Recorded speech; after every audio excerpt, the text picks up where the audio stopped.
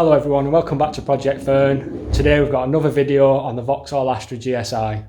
In my last video, a lot of you in the comment section were saying that I should speak to Once Driven Forever Smitten, the Vauxhall boys. They seem to be smashing the videos out and are Vauxhall based and seem to know what they're on about. So I touched base with him on Instagram, messaged me back, which was really nice of him. I explained what the issues were with the car and how I'm getting nowhere. So he said, let's just focus on how it won't start again. Even though it's running rough, let's focus on why it won't start after it's got hot. He said he thinks it's pointing towards the coolant temperature sensor. It's not a guarantee, it's just the fact with the car not knowing how hot it is, it might be over fueling when you try restarting it and all that stuff. So I've managed to get a genuine one for the car. So I'm going to start off today by sorting that out. So hiding down there is the temperature sensor, and the one to the right I believe controls the temperature gauge on the car.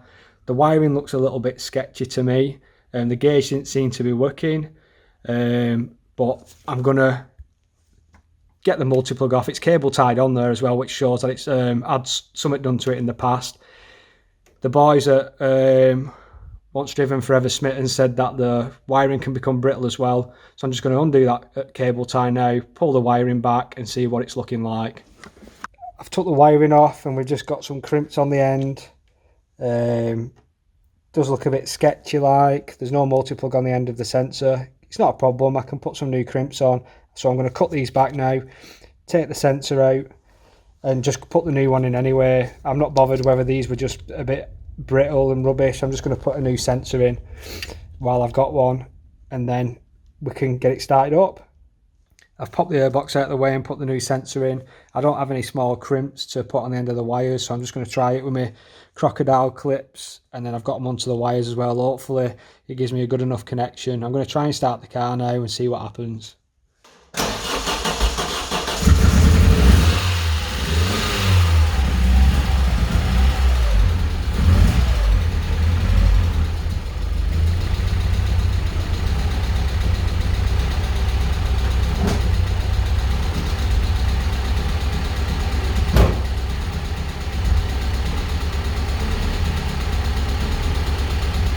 As you've just seen people, it started running, so I'm just going to leave it now, let it warm up. There seems to be a lot less smoke coming out of the back of it, although it is popping and farting a little bit. But let's leave this now for 15-20 minutes. Let's see if it gets warm, let's see if the temperature gauge moves, and I think fingers crossed. I know it's not running the best but it's definitely a start.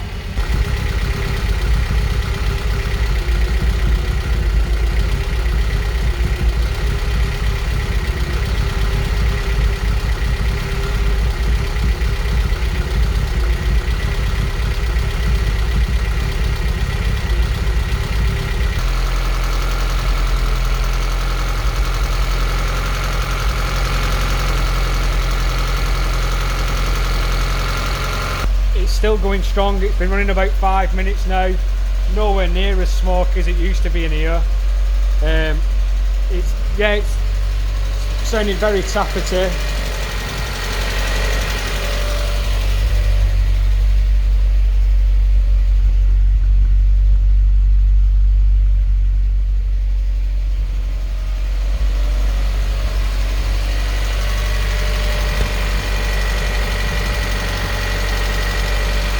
It's been running about 15-20 minutes now, so I'm going to shut it off and see if it restarts.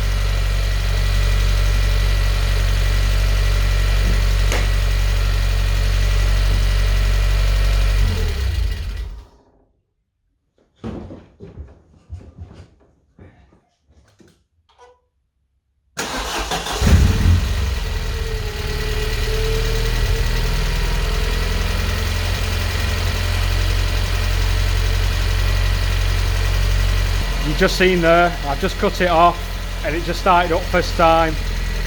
So I'm just gonna, oh, what's it doing?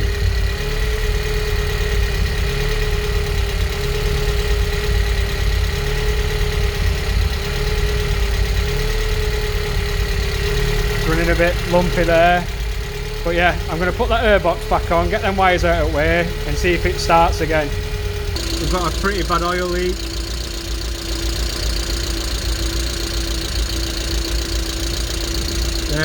So I'm not going to go too far in it. I'm just going to get it back into the corner.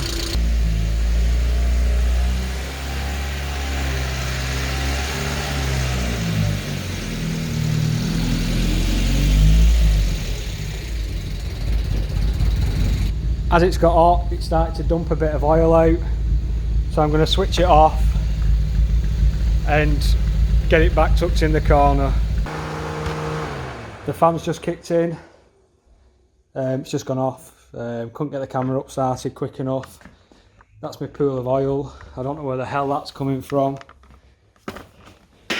But the temp gauge is working as well. So let me try and focus in.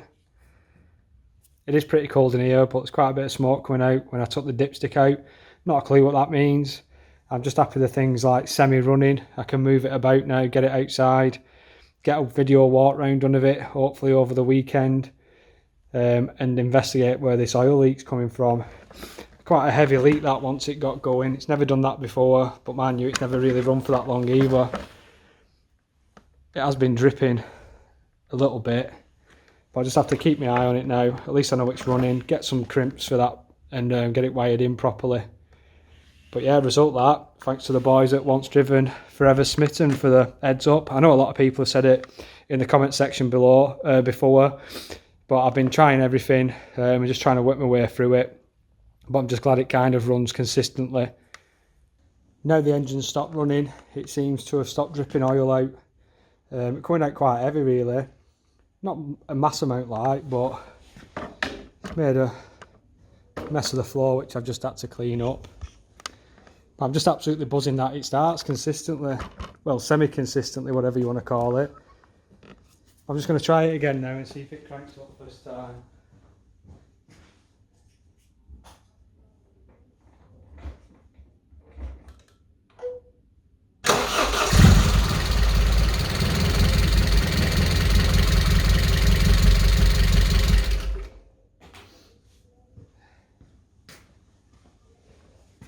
Well, that's the end of the video today.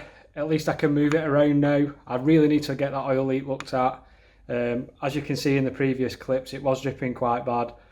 It's not lost a mass amount of oil, but it does drip a little bit when it's just sat there, but it was a lot worse when the engine was running. Thanks to the guys over at Once Driven, Forever Smitten for the pointer.